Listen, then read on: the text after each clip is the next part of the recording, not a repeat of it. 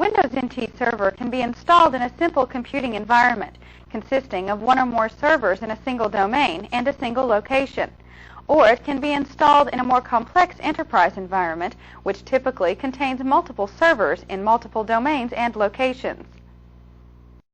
Microsoft has made a distinction between NT Server and NT Server in the enterprise for the purpose of their certification program.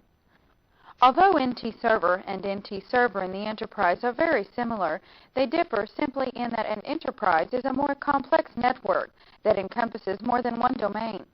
In order to understand how to manage an enterprise environment, we'll have to be able to manage a single domain first. Then we'll focus on the issues unique to the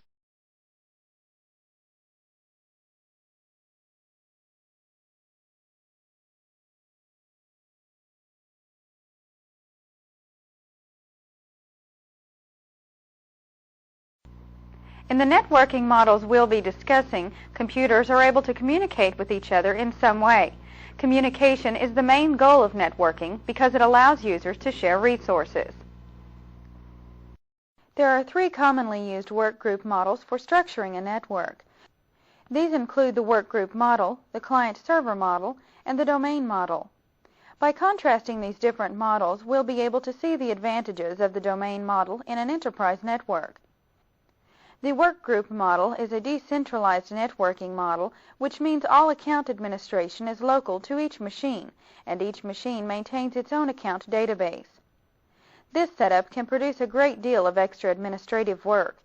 For example, let's assume we have a 3-user workgroup, and each user needs access to the resources on all 3 machines.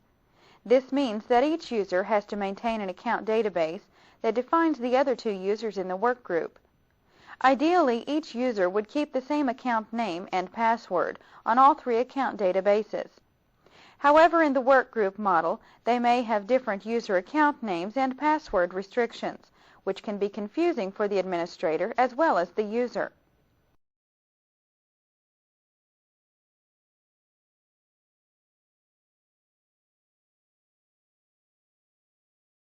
The client-server model is a centralized network model, which means all of the administration is centralized at the server.